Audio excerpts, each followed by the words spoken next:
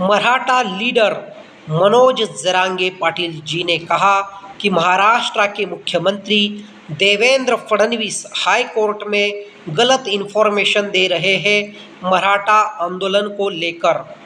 मैंने आंदोलकों से कहा था कि रास्ता जो है वो खाली करो, ट्रैफिक को आने जाने दो। जो जनसामान्य मुंबई के लोग हैं, जो मुंबई में ही रहते हैं, उन्हें तकलीफ़ ना दो। तो आंदोलकों ने जो करना था वो किया, मेरे सूचना का पालन भी किया।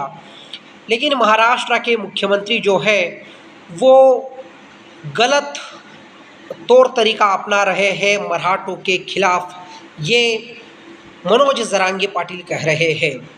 और महाराष्ट्र के मुख्यमंत्री ने शायद ये तय ही कर लिया है कि कुछ भी हो जाए वो मराठा आंदोलन को बदनाम करेंगे, मराठों को हताश परेशान करके छोड़ेंगे। और मराठों की ये कहीं ना कहीं एक इम्पोर्टेंट लड़ाई है उनके रिजर्वेशन को लेकर।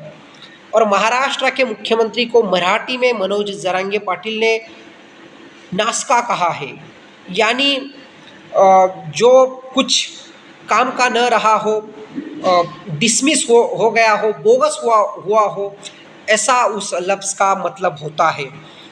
तो देवेंद्र फडणवीस को आक्रामक तौर तरीके से और काफ़ी हद तक मनोज जरांगे पाटिल एक लेवल छोड़ के टारगेट कर रहे हैं, क्योंकि देवेंद्र फडणवीस का बर्ताव भी कुछ उसी प्रकार का है कि वो मराठों के विरोध में ही उलझने ला रहे हैं, परेशान और हताश कर रहे हैं। दूसरी तरफ मनोज जरांगे पाटिल जी ने ये भी कहा कि जो हाई कोर्ट है, न्यायालय है, उस पर हमारा भरोसा है। उन्होंने न्यायालय को न्याय देवता कहा है कि न्याय देवता पर हमारा विश्वास है। लेकिन मनोज जरांगे पाटिल का ये जो भी आंदोलन है, इसमें कोई संदेह नहीं है कि कमिटी पर कमिटी क्रिएट करने का काम गवर्नमेंट करता है, लेकिन ऐसा रिजर्वेशन आज तक मराठों को महाराष्ट्र गवर्नमेंट ने दिया नहीं जो परमानेंट रह सके।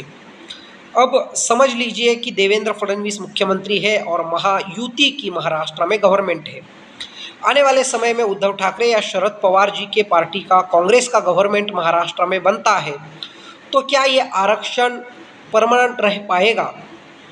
ये सबसे पेचीदा सवाल है। और जरांगे पाटिल भी जानते हैं कि स्टेबल रिजर्वेशन के लिए यही उनकी निर्णायक फाइट है, लड़ाई है, और पूरा समाज उनके साथ खड़ा है।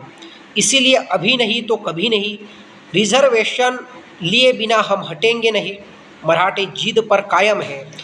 दूसरी ओर महाराष्ट्र का गवर्नमेंट उन्हें नोटिस भेज रहा है, मनोज जरांगे पाटिल को, कि आप आज़ाद मैदान को खाली करो, आज़ाद मैदान छोड़ दो, मुंबई के लोगों को तकलीफ़ हो रही है।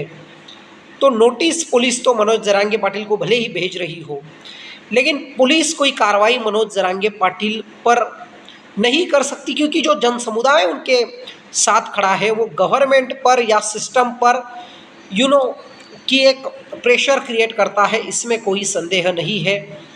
और इसी वजह से मुश्किल होगी मनोज जरांगे पाटिल के खिलाफ कदम उठाना महाराष्ट्र पुलिस को और महाराष्ट्र गवर्नमेंट को भी।